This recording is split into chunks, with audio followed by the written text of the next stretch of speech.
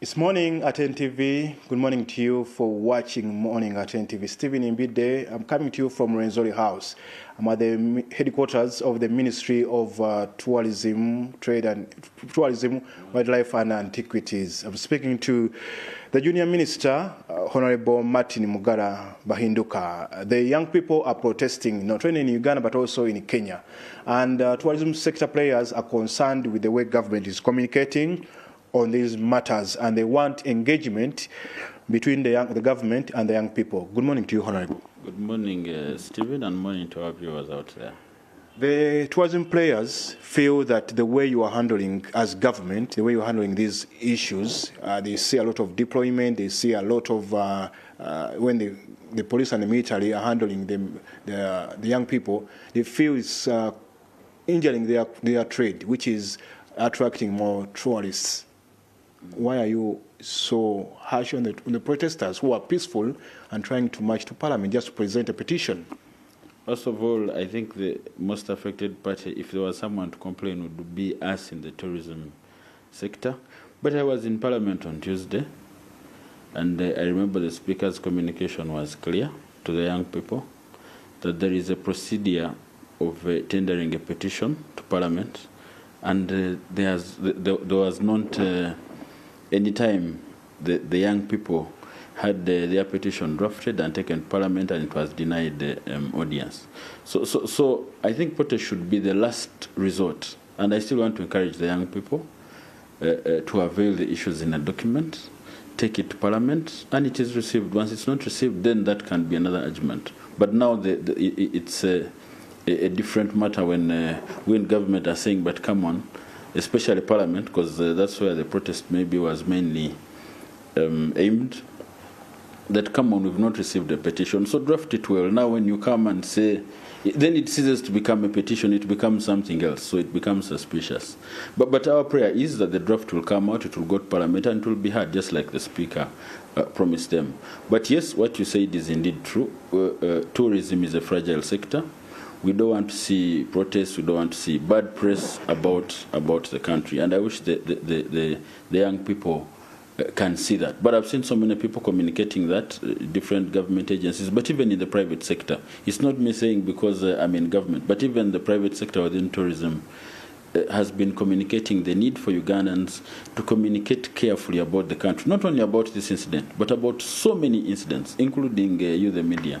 Yes. But when this happens, because even today when you see a lot of deployment from across the city and also in the region, I know Kenya is feeling its pinch, but also once all this happens, as all this happens, you, the government, should come out and then maybe listen to these people, what are they saying, because you don't want to escalate it to the extent of the Kenyan level. Yes, but how do you want government to listen? That's what I'm saying. Government has proper premises where you can bring these complaints. The President has clearly said if you have some information that we can use to have people involved in corruption apprehended, please tender it in to the right agencies. And you have seen people are going to court, people are being charged, and that is the spirit of the President, that is the spirit of government. So and like what I said, what the Speaker has also requested for. So the channels through which the young people can be listened is there. It's well known. Now when you come as a protest, who will listen to the other? Because now you have someone saying, my right as government is to enforce and protect people and their property. And you seem to be a threat to that. I don't work in security, but I believe whenever there is a deployment, there must be a reason as to why. So yeah.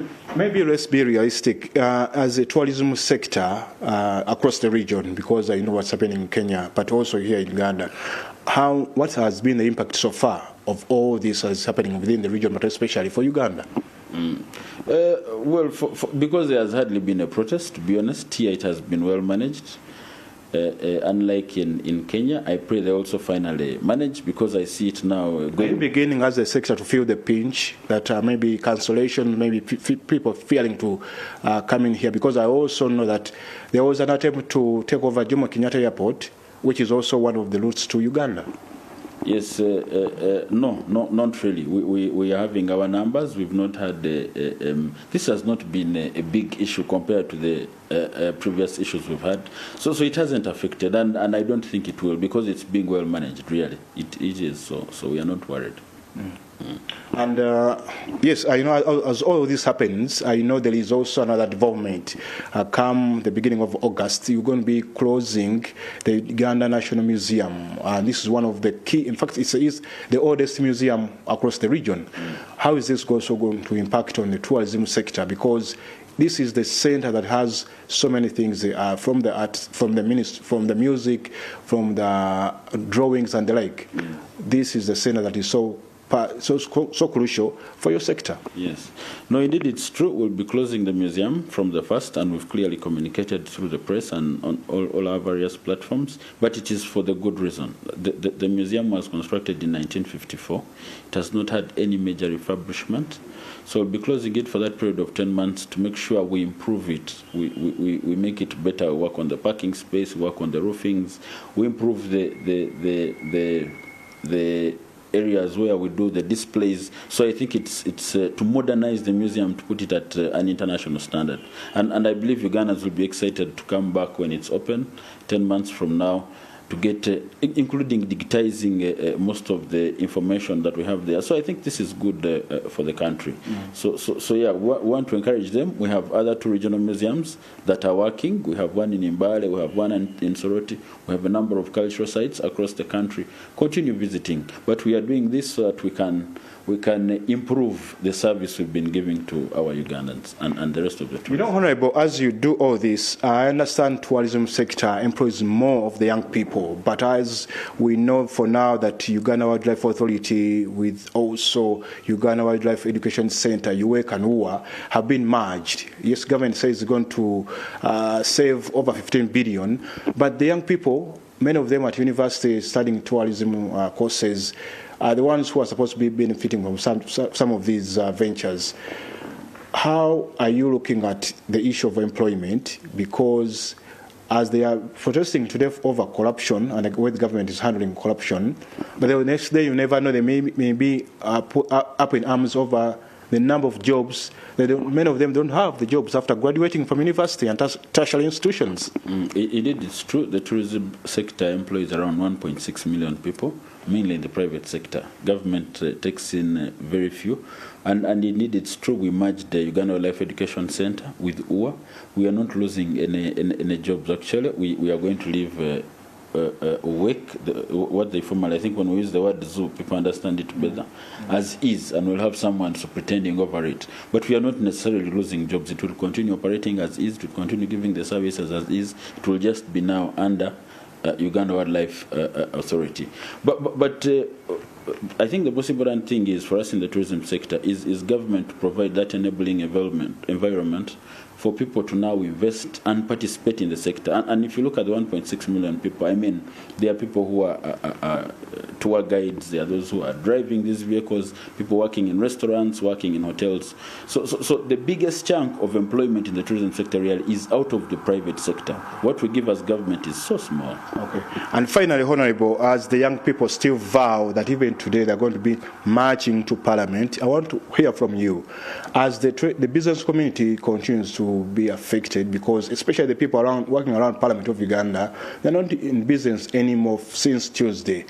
You as a government, you as a key player in government, what would you, today I know you also have a session to pay tribute to the late Honorable Alepel, but what do you tell the ministers, cabinet, or even the Parliament in the way to handle this matter? Because it has to be out of the way, and the youth are still pushing on, that they will be coming to you, but also the government, they want you to listen to them.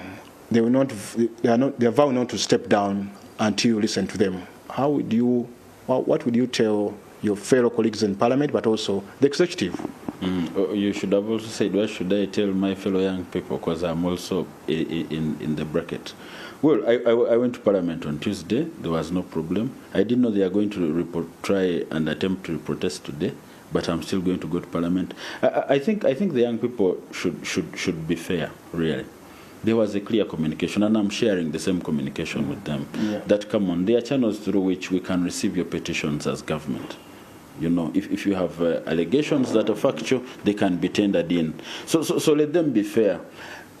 For now, I will put the blame on them, really, until I see the unfairness on their side. Government has said our channels of communication are open.